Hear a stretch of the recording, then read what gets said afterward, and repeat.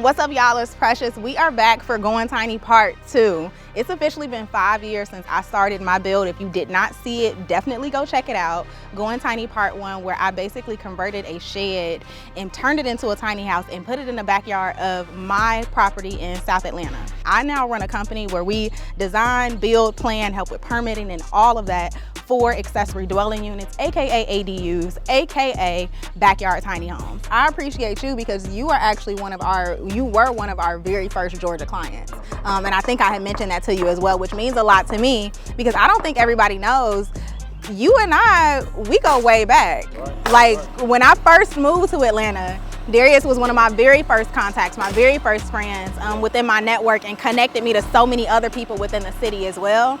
So I'm just super grateful for our friendship. Now, some of the key features here. Number one, this one is slightly bigger than mine. This is going to be a stick build, meaning that we are building from the ground up. Now, where we're at right now, we've already laid utilities, we've already had our first initial inspections, and they have actually began framing for the entire unit. So Jose is my contractor. A lot of you guys, if you did watch part 1, a lot of people were asking who was the contractor that I ended up going with and that actually finished out my build. And Jose is someone who, you fixed a lot of the problems that were with my tiny house.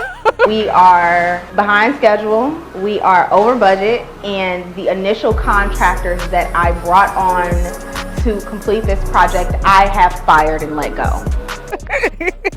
Fixed a lot of the problems, had to go into the walls, change the plumbing, all types of things. So I'm super excited to have Jose back here and now doing this build as well. Honestly, a lot of the vendors that we used at first, we're using again. Is this gonna get messy? This is gonna get messy? Are you for real? Don't. Actually, you had like an inspector come out last week, right? Yeah. And the inspector, he basically approved everything on the first go. Is that normal? Oh, it's not normal when you do the job right. I mean, you know, and you be nice with the persons. You have to do professional so everything pass fast. So how long do you think this is gonna take?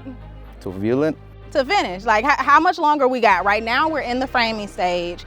Jose, you've already laid down the plumbing pipes. Plumbing, the slab, and we started with the framing. So it'll take probably like 6 weeks to finish all the project. Well, I'm super excited because Jose is one of our main vendors when we're looking to build. As mentioned, out in LA, we build ourselves, but here in Georgia and all of the other places that we serve for our plans, designs, and everything else, we partner with local contractors like Jose to actually get the job done. So I'm super excited. Jose, can you give them a little idea, because it's always a question, how much does this cost? Like, how much does this cost? I know it's based on square footage, but let's say something like this that's about 300 square feet, basic. It costs like 95 to 100. Everything, labors and materials. And in terms of soft costs, again, we handle everything that's pre-construction, that's design, architectural planning, any type of financing that you need, engineering, as well as working with the permits, coordination and all of that. Soft costs, typically you can anticipate for a structure like this anywhere between about 15 to 20K. Jose, can you tell the people a little bit about your company, Garcia Boys? Y'all do residential projects, right? Yeah, we do all residential and commercial. Like we build them, we started with concrete, plumbing, electrical. Try to do the best we can. Serving the whole Southeast, Garcia Boys, I love it. You see the plumbing, just digging off here, straight to the house over there. And I just call to locator, so make sure we don't hit the gas line. Exactly. I don't want a ticket, so I just call the locator and everything. Okay. And I will get the permit for the electrical when we're ready to do it. Okay. So the water heater, I know the plan said you want to put it outside. We can use No. We inside. We ended up switching underneath, right? So the soup panel, the electrical, I think I will put it over here outside. Okay. Or you want inside too? The electrical panel? No, put it inside. Inside? Inside, because we talked about that. All right. So put it into the wall. Where's exactly a good place to put in there? Okay. And then, you know, I will make it work. Okay. Okay, perfect. Thank you. Of course, thank you. What inspired me to add an ADU, really wanted to, at that initially, just another stream of income, right? Like I had friends like Precious who are already making good money through the ADU scene on Airbnb. And so that's what initially inspired me. I was thinking about just buying another property, but the interest rates began to shoot up. So I figured I'd go the ADU route. Also just a platform that was available made it a lot easier for me to say I want to do this, and all the step-by-step things were easier to handle. So we just talked a little bit about soft costs and hard costs, and I want to clarify what I meant by that. Soft costs, when you are thinking about your accessory dwelling unit build in your backyard and you're looking to budget for something like this, soft cost is everything that happens in the pre-construction phase. Anything that's regarding feasibility is number one, and then pre-construction is number two. So feasibility meaning, okay, can my backyard and my land and my soil even handle this?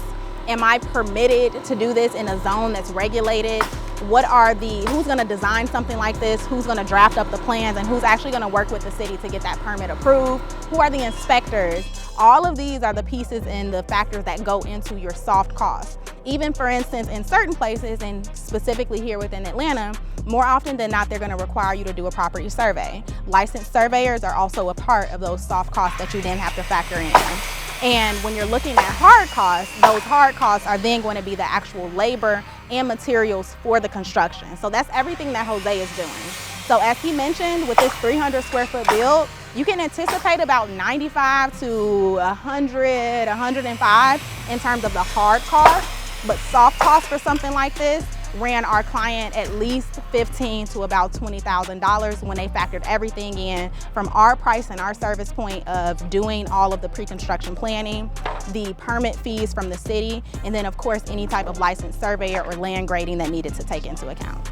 There are so many moving aspects to it, and I think going through all of this, you were able to really understand, like, okay, no matter how small, and it's good that you did it on a small scale first, because people do this like on a quadplex or something, and now you think you out of some money. You think you out of some money. It's like, and they do it, you know, on a bigger project, and again, you always making mistakes or whatever it is, or time. It's just way more to lose when it's something larger. So, and I also would love for you, because you know how I used mine. I short term, long term, lived in it. So what's your plan with yours? My plan is to rent it out. I mean, I'm gonna rent it out on Airbnb to start. That big tournament is coming up at Mercedes-Benz in a couple months, so hopefully it's up and running by then. We have major concerts here. We're Right at Lakewood. Right at Lakewood, so like, get this up as soon as possible and start getting a return on my investment. Run the play.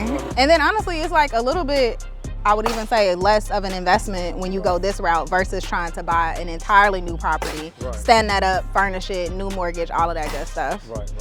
Okay, so has this process with just building with us and doing all of this, has this been anything like what you anticipated? And I want you to be totally honest, because people need a realistic expectation of what the process looks like for some. Yeah, no, I mean, you ask a good question, like from getting the permits to recommending the contractor to making sure everything is in the right place. Like, it's definitely been a great help. I mean, I just want to say thank you. Like, it just holding me accountable and having somebody there to like make sure each step of the process is going forward.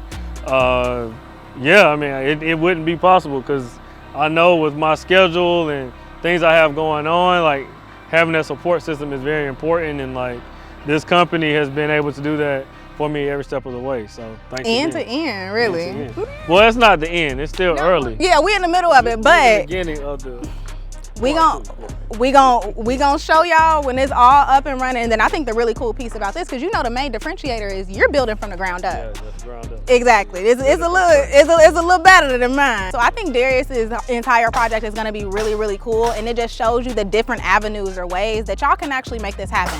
I myself did a shed conversion, but he's doing a stick built, and it's still a really, really great price. Right. So I think it's gonna be some good. I'm excited. Let's do it. All right.